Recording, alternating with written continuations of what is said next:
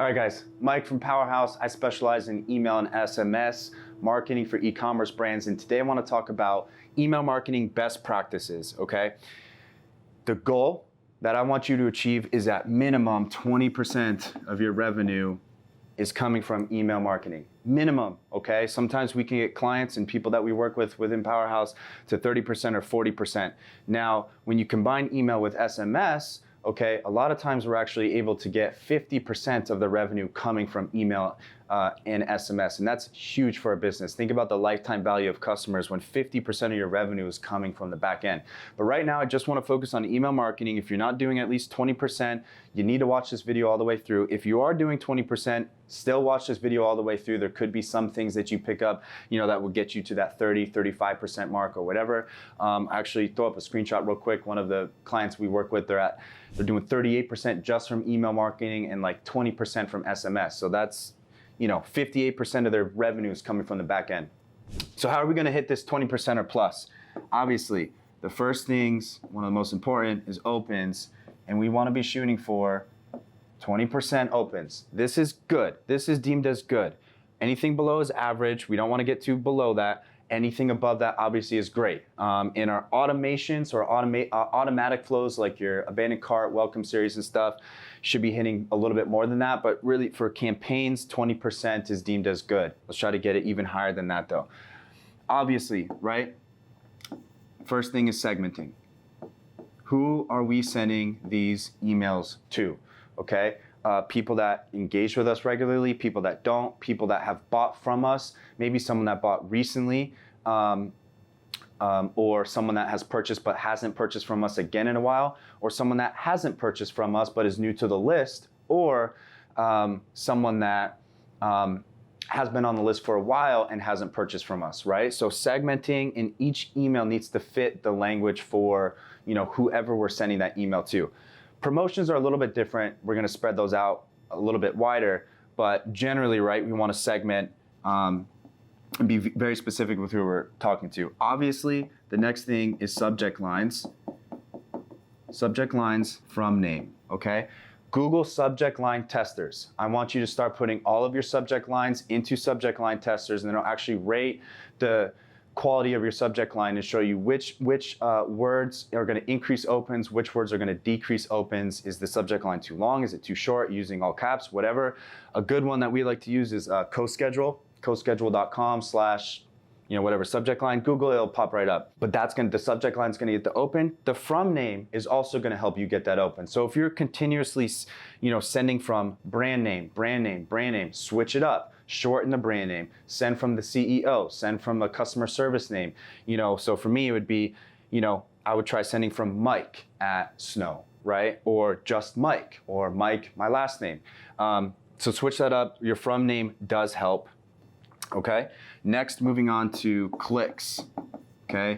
The goal of an email is to get the click. We want them on our site.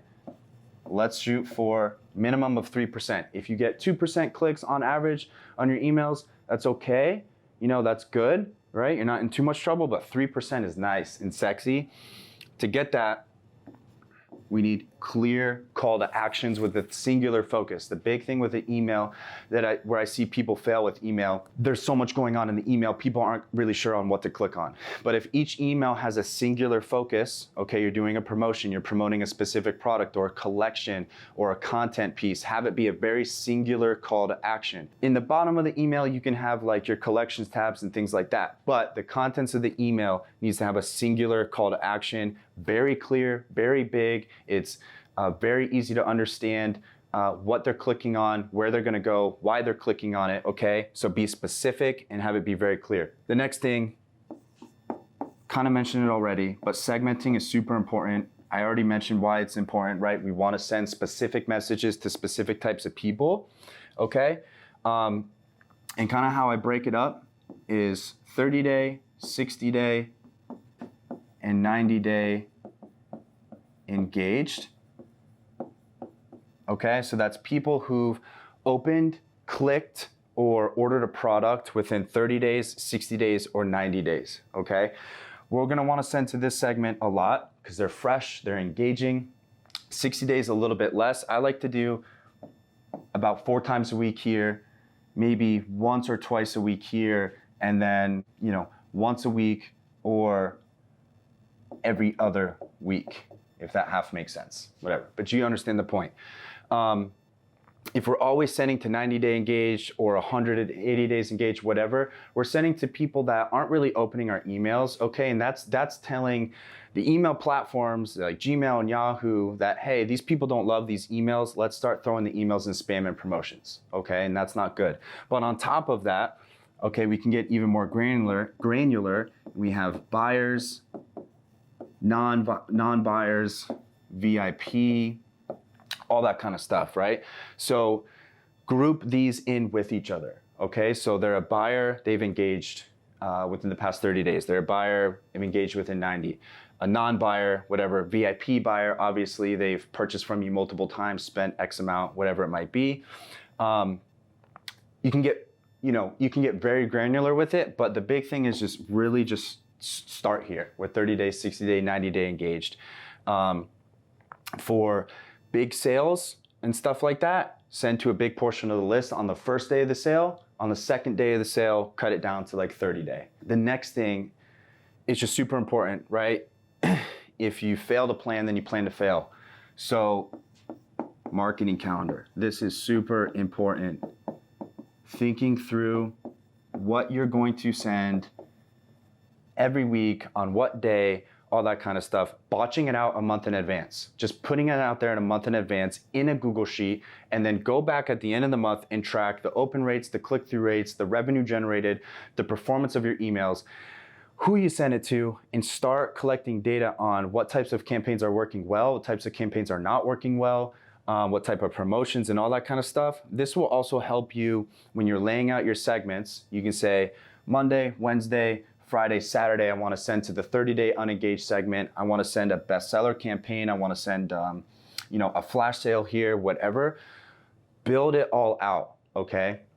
Build out your marketing calendar. Everyone's marketing calendar is going to look a little bit different, but I like to do a mix of course, content, educational stuff. This is really good to just nurture your customers and get really good opens. These usually perform very well.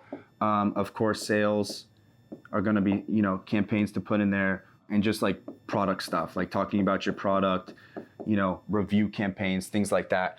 But do a mix of all of it, okay? You want a mix of all of it. You want it on a calendar so you can see, hey, content's crushing it.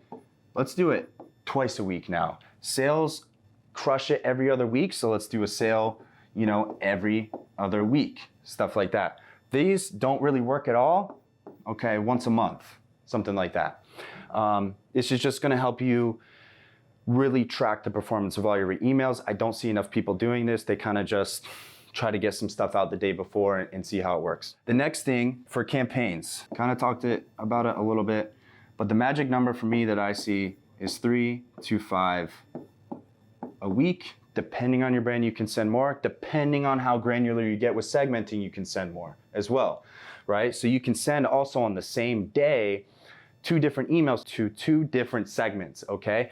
But traditionally, what I like to do is send about 3 to 5 a week. If we're sending way too much, way too many emails per week, and the performance of them just is not that good, we're gonna kill our list health, and we're gonna see our open rates start to decline, and that means we're going into spam promotions, and we wanna avoid that.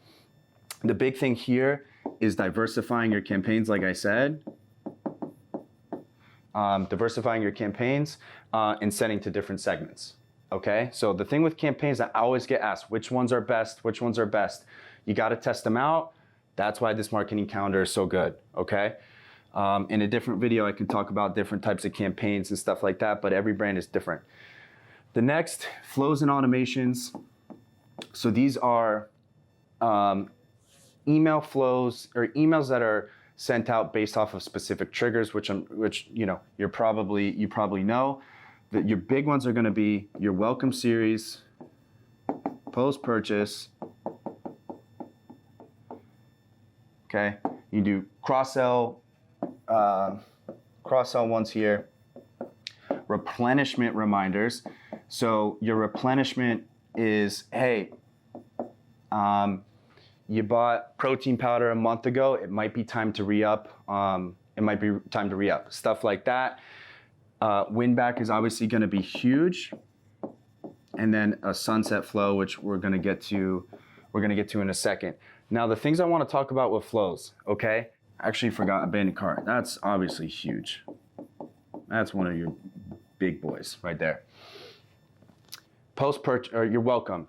We're introducing ourselves, okay? And we're trying to get that first purchase. Whatever we got to do to get that first purchase. This is super, super important to get them into the door and the products in their hands. Your post-purchase is nurturing them on how to use the product, thanking them for buying, maybe offering, a cross-sell or upsell or whatever within that post-purchase. Okay, but remember, they just bought. So depending on your brand, you can try to hit them with another offer really quickly, or just nurture them and take care of them. They just bought something. They're probably not going to buy something for another 5 to 7 days.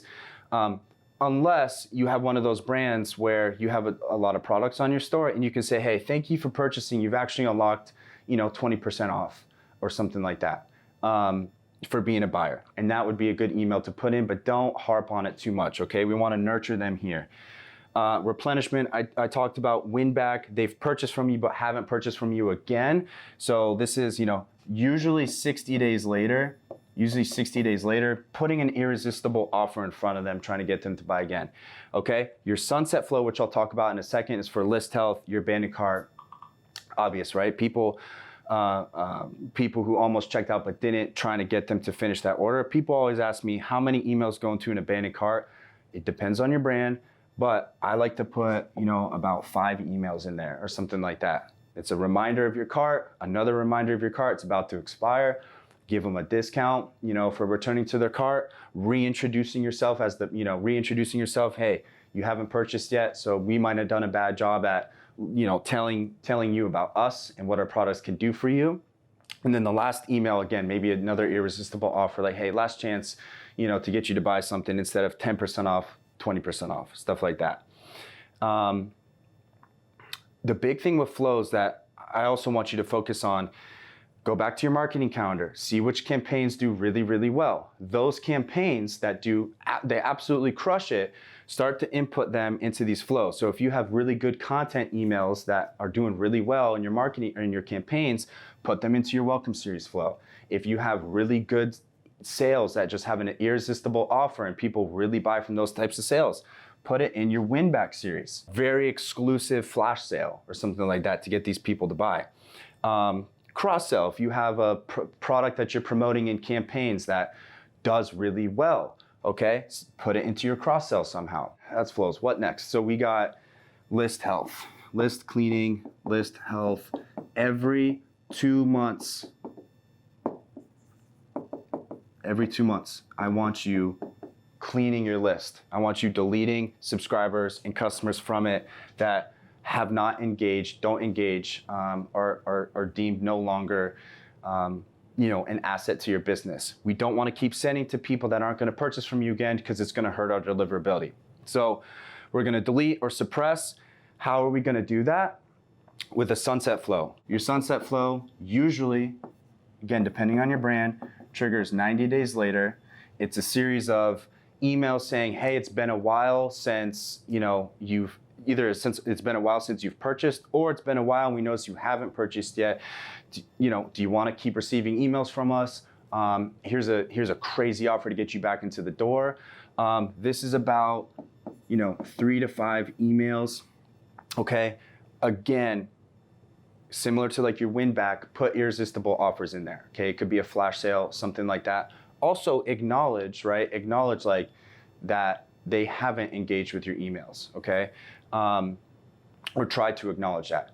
If they don't engage with your emails, they don't open, they don't click, they don't buy something, then we're gonna deem them as unengaged. And then every 2 months or whatever, we're gonna remove them from the list or at least suppress them, and we're never gonna email them again, okay?